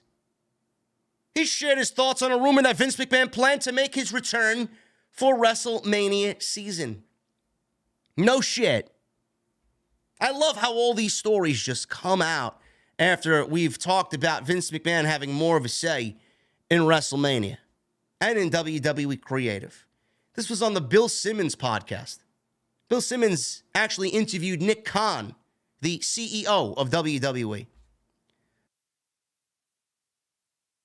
Gerwitz noted that he doesn't believe McMahon plans his return around WrestleMania season. Sure thing. Sharing his thoughts on the situation, Gerwitz said, I can't imagine, I don't know, just based on all the other stuff that always happened on the fly. You would come into work and then a bombshell would drop on the creative team. Paul Heyman and I are arguing with each other one day, and then we're called into Vince and Stephanie's office thinking, oh, we're going to get reamed out for arguing and being unprofessional. And then she's like, oh, by the way, we're bringing Vince back, and he's going to be running the entire creative team. I don't think it's that sophisticated or played out. I could see Vince getting whatever advice from his legal team saying, yeah, now's the time to come back to negotiate the sale. If you told me he was looking over all the scripts and giving feedback to Triple H and Triple H only, I'd believe it. But if you told me, yeah, he's under strict orders and self-imposed orders to not interfere and to strictly do it from a business sense, I would say, yeah, okay, I believe that too. I don't think the planning is that sophisticated to come back during WrestleMania season and have it play out. I think it just happened. My personal opinion is things just happen. He's never cared about, the quote-unquote internet opinion or the gossip and hearsay. Even if the Triple H era is universally praised and what have you, he's going to think about it the way he thinks about it. So Gerwitz is saying that he doesn't believe Vince timed his return around WrestleMania season? Of course he did. Vince was sitting at home. And the closer we got to WrestleMania, you honestly think Vince McMahon was sitting at home thinking that he was not going to be a part of WrestleMania season? He did everything strategically to a point that he would be back before WrestleMania season. Look at what he did. At the start of WrestleMania season, on the road to WrestleMania, he blew up the board of directors. He changed bylaws. He told the shareholders, fuck off. They unanimously voted him back as the head of the board. Nothing can get done without Vince McMahon's say. No negotiations, no TV rights deals, no sale of the company can be done without Vince's say. Now, we don't know if it's going to be sold or not, but it's not about the sale of the company. It's about Vince McMahon getting back what he lost. And that is all the power that he had. Whether he does it now and blatantly or he sneaks in the back door the way he's done it so far. It's not about the sale of the company. He says that I don't think the planning is that sophisticated to come back during WrestleMania season. Yes, it is, because that's what we've seen. You don't think him weaseling his way back the way he did was sophisticated and done intentionally? My God, man. This guy's a former WWE writer, and he's still sucking that Vince dick. It's amazing. Absolutely amazing. WWE also potentially making cuts, budget cuts, after WrestleMania. A lot of people are looking at Vince McMahon being back just based off this news report. But WWE is making cutbacks to this year's WrestleMania. WWE is in the process of potentially selling the company, a decision that can only be made by Vince McMahon, and he returned in January to see the sale of the company through. When trying to sell a company will cut back on costs in any way possible to make it as profitable as possible, to make it more attractive to whoever is buying it. Simple. In the latest edition of the Wrestling Observer, Dave Meltzer reported that WWE is making cutbacks to WrestleMania by bringing in less personnel and a select number of foreign language announcers. the rest of the foreign commentators will call the action remotely instead of being at the show. Meltzer noted that there are going to be cutbacks to the show, but not in the ways that any fans would notice. Now, it was also reported through various other outlets that there are some concerns amongst talent about releases coming due to the cutbacks. And PW Insider Elite reported that WWE is very much in a streamlining mode when it comes to WrestleMania 39. They also reported that the cutbacks on the show and the cuts that people are worried about are two different things. They are not bringing in as many workers to work WrestleMania. It was reported that Triple H wanted a smaller WrestleMania a couple of weeks ago. This falls in line with that report that we saw a couple of weeks back. The report noted that some other events that were discussed as being added to Mania Week also won't be going forward. What won't change is the company's community outreach events during the week, as there will be WWE staff at those shows in Los Angeles. Could there be budget cuts? Sure. Cutbacks to WrestleMania? Fine. But budget cuts, releases, could we see that? With Vince in charge, with Vince still having ultimate say, and him gaining a little bit more power, and all the reports about him creatively, could you see budget cuts? Yes. Yes. I mean, there are talents that Triple H brought back that haven't been working out. I mean, it's the last thing that you want to think about, but for WWE, just think about it. For WWE to be, signing all these talents and then worrying about, bringing in other free agents still looming out there on top of what they got now, and then bringing up some NXT talents that are ready to get called up from NXT. There are going to be less spots on TV, and there are going to be, some situations where WWE is looking at a completely bloated roster that they're going to have to get rid of some of the dead weight that they're not using, that hasn't panned out. I mean, it's going to happen. Is it something that Triple H wants to have happen? No. But at the end of the day, it's going to happen because the way things are going, with all that Triple H has done and call-ups and free agents coming in, there are going to be less spots available, and some of the people that aren't working out are going to have to be let go. It's just the way of the business. Does Vince have anything to do with that? Depends on who's being released. I don't know. We'll find out more if they do release people and who those names are. We can appropriately, kind of make assumptions then at that point. But, I mean, I'm not going to worry about WWE cutting back on WrestleMania. I don't give a fuck what they cut back on WrestleMania and how small of a staff they have for WrestleMania for 2 nights. As long as the show's great, I don't give a shit. And they save some money. They want this to be the biggest WrestleMania ever, and they're going to make sure that it is by any opportunity they have. There's nothing here that is confusing or is nothing that you guys can't understand. Yes, cutbacks at WrestleMania. We'll worry about the releases or the rumored releases, the budget cuts happening after WrestleMania, because it's always a worry. It always happens every year around the same time. Will this year be any different? We'll find out.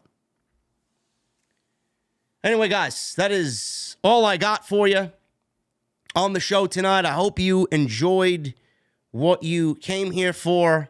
Really appreciate you hanging out with me tonight on the podcast. We're going to get into the super chats in just a second. But please make sure you guys hit that thumbs up, man. I'd love if you guys can hit that thumbs up and get us as close to 1,000 as possible. Super chats are open. Get them on in. We're going to hang out in just a little bit. Hit that subscribe button down below. Turn on the bell for notifications. And make sure you guys go and check out all the other videos you might have missed on the channel. Everything you need is on the homepage. Tonight's show sponsored by Blue Chew. You guys know the deal, man. BlueChew.com. Code JD at checkout for your free sample of their service. And all you guys have to do is pay the $5 shipping and handling, man. BlueChew.com. Code JD at checkout. And I talk about long-term booking on the show all the time, man. Blue Chew, just think of Blue Chew as your long-term booking. If you're writing a pro wrestling show, man, Blue Chew is your long-term booking. It's going to give you that extra confidence when it counts, in the bedroom, when it's time to step up to the plate. Blue Chew is a unique online service that provides the same active ingredients as Viagra and Cialis, but it comes in chewable tablets and a fraction of the cost. You can take them anytime, day or night. Plan ahead, be ready whenever the opportunity arises. And the process is very simple, guys. You're going to sign up at BlueChew.com, consult with one of their online medical providers, and once you are approved, you're going to receive your prescription within days. All done online. No doctor's offices, no awkward conversations, no waiting in line at the pharmacy. And Blue Chew's tablets are made in the USA, prepared and shipped directly to you in a very discreet package. First impressions, man, always important. Not only are you going to get a great first impression, but it's going to be a lasting impression. So why not benefit from that extra confidence when it comes time to perform, man? BlueChew.com, code JD at checkout. $5 shipping and handling is all you have to worry about. Go get your free sample today, BlueChew.com. I want to thank them for once again supporting the podcast right here on Off the Script. Nick Williams, 10 months in the VIP club, man. If Cody wins the title, how would you book his reign? What do you want to see WWE do after WrestleMania 39 season is finished? Nick, I don't know how I would book a Cody title reign, man. I really don't. WWE is so clueless on how to book babyface champions. I don't trust them at all. And Cody would be no different. And what do I want to see after WrestleMania 39 season? A draft. I think we need to shake up these rosters big time. Rivals, Burgers, and Steaks. 25 months. Just got himself a golden microphone. He says, 25 months of counting. Great to be here live tonight. OTS for life. Thank you so much, Rivals.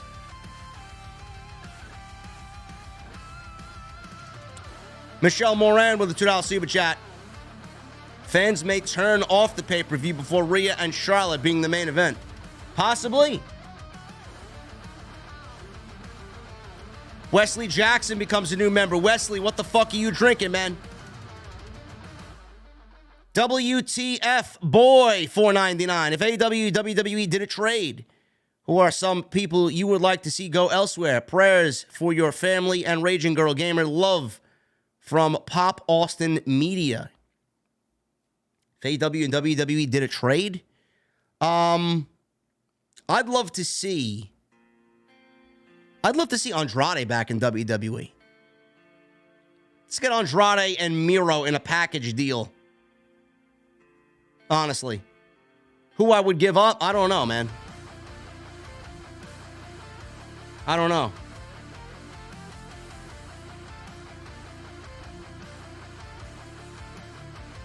Also with a $1.99 WTF boy, no, a trade wouldn't happen, but hypothetically. It's got to be an even trade, bro. You know, I'd love to see Miro back on TV the way we seen him as TNT champion. It's quite the shame that he's not on TV, honestly. Wesley Jackson with a $4.99. Hey, JD, I just joined the VIP club. Can I get a shot of peanut butter whiskey? Abso-fucking-lutely, Wesley. Now I know what the fuck you're drinking. JD Mark for life with a $4.99 super chat. Shout out to InUDemon01. Vince is not in charge. Omos rules. This guy's a JD Mark, but then claims Vince is not in charge and Omos rules. Give me a break. Austin Swink with a new membership. Austin, what the fuck are you drinking, brother? Funny Rob Baby with a $4.99. JDU inspired me to start my own YouTube channel last year, and I just got close to 90,000 views in my first year on YouTube. OTS for life. Congratulations, man. Happy to hear it, brother. Paul David with 15 months. What a week in both wrestling and college basketball, eh? Don't watch college basketball, brother. Could not give a single shit. Let me know when baseball season starts. Johnny with a 199. Those tag matches should be #1 contenders. Yes. Eugene Morgan with a $10 super chat. I agree and have no problem with the ladies main eventing only when they are the hottest thing. Right now, the Bloodline, Sammy, Cody are the hottest thing, and they should main event both nights. Hopefully, WWE thinks that way as well, man. Edward with a 999. Didn't Jericho say about WrestleMania X8? Rock Hogan should have main evented because of the hype for the match and it being justified, so the Android should get the main event over Usos. KO, Sami Zayn with that hype? Hell no. No. WWE will be making a grave mistake if Sami, KO, and the Usos don't main event night 1. Full Whites with a 499. Preach, my brother. Preach. All the work that those boys have to put in for this amazing storyline needs to end as the main event. Yes. Joey Avalone with 6 months. Thank you, Joey. The fuck are you drinking, brother, to celebrate 6 months? The Mr. Parker Show with 8 months. I'm getting the feeling that Roman is holding at least 1 belt heading into WrestleMania 40. 1,300-day plus title reign incoming.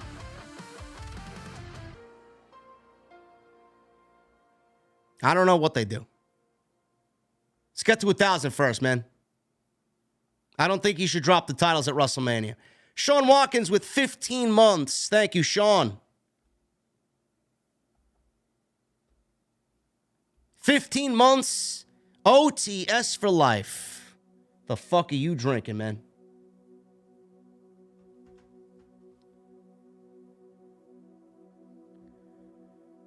Steven Barbie with a new membership. Steven, what the fuck are you drinking tonight, bro? David Singfield with a $5 super chat. The problem is he's not 1,000 days undisputed. His 1,000-day Universal title reign, so they could come up with the plan to take the WWE Championship. No, they can't. Roman needs to lose both belts if he's going to lose. You can't take 1 belt from him and then have it feel that same amount of importance when he loses. You can't do that. Vince really fucked it up. That's the problem. Vince really backed whoever needs to clean this mess up into the corner. Michelle Moran with the $2 super chat. KO, Sammy, Cody versus Bloodline will carry WWE through August. Jason Barker with a $20 super chat. The problem, $20 super chat. What is your expectations for this year's WrestleMania stage? What would you like out of the stage? I'm sick of these constant, humongous LED boards. I don't know, man. They usually go all out for the WrestleMania stages, man. I think what we're going to get is going to be something tremendous. I think WrestleMania 33, everybody loved the little roller coaster they had up there. I think I loved WrestleMania 34 and the set design for that. I don't know. They usually go all out with this shit. Especially in SoFi Stadium. It's going to be massive. JC720 with 7 months. I haven't been able to truly enjoy wrestling as of late, but as always, OTS keeps me up to date. Thanks, JD. Thank you, JC. Tyler with a 199. How about Bobby versus AJ Styles if he's cleared? Boring. Scorpio with a $2 super chat. Do you see Jade Cargill in WWE in the near future? I do. Summer History with a $10 super chat. Can you bring back Mario Kart 8 series? No. It makes my son and I laugh so hard. Hilarious commentary. My son says the match that steals the show WrestleMania 39 will be Seth Rollins versus Logan Paul. Thoughts? Summer history. I can't do Mario Kart and really make it as entertaining as I used to because I'd be canceled in a second. Plus, it's very difficult for me to stream on the Switch. And Logan Paul versus Seth Rollins has a very good chance of stealing the show on WrestleMania weekend. Alex Ali with a $5 super chat. WWE 2K23 is a fun career mode, especially you end up in a bar at some point. Your trainer wants you to hit the bartender and you can wrestle slightly buzzed, man. Not enough for me to spend $99.99 on the deluxe mode. Pass. Let me know when AEW Fight Forever comes out. Alex Ali also with a $2 super chat. Bartender in the WWE game is 75, so not sure. So they got mid-bartenders in the game. Nice to know. Joseph Taylor with a $2 super chat. JD, did you like The Rock as Hollywood Rock? Yes, it was my favorite Rock. Boxhead with the $2 super chat. JD just came in to show some love. Thank you so much, brother. Dan Maluchink. 7-month membership. Thank you, brother. JD, if you could see someone from WWE's roster against someone from the AEW roster, who would it be and why? Roman Reigns versus Kenny Omega. Does it need a reason? No. Or Roman Reigns versus MJF. Johnny with a $1.99. Women you would put in an Anarchy in the Arena 6v6. Bro, I don't think there are any women on TV as interesting as that enough for a match. Honestly, that's my honest answer. And Game Time Flip with the $2 super chat. Hey, JD, will you be playing the Resident Evil 4 Remastered? Yes, I will be. Absolutely. Cody Snyder with a $2 super chat. Where's the best place to get pizza in New York? I don't know, man. That's personal preference. I'm from the Bronx. I like Louie and Ernie's. I think Louie and Ernie's pizza is very good. Stephen Barbie with a $2 super chat. OTS has helped my mental health. Thank you, truly. I appreciate that, Stephen. Thank you, brother. And Jason Tarr with 14 months. So showing some love. Can't wait for Sammy, KO, and the Usos. Thank you, Jason, for 14 months, man. I'll see you in my mother's basement. Guys, thank you for a great night, man. It's been a rough week. Hopefully next week is better. We're back live tomorrow night for Monday Night Raw. Should be a good one. Until then, guys, I appreciate you hanging out tonight. Johnny with a $1.99. In the great words of Ron Simmons, damn. Follow me on social media, guys, at JD from NY206, Twitter, Instagram, TikTok, and Cameo. And make sure you guys hit that subscribe button down below. And please turn on the bell for notifications. And while you're at it, please hit that thumbs up. Need 100 more likes for 1,000. Would appreciate that very much. Guys, I will see you tomorrow night live right here on OTS from the OTS venue, Monday Night Raw. We are just a couple of weeks away from WrestleMania, guys. I'm going to do my best to get you guys ready for everything for WrestleMania weekend. Until then, guys, have a great night. I'll see you live tomorrow night right here on Off the Script.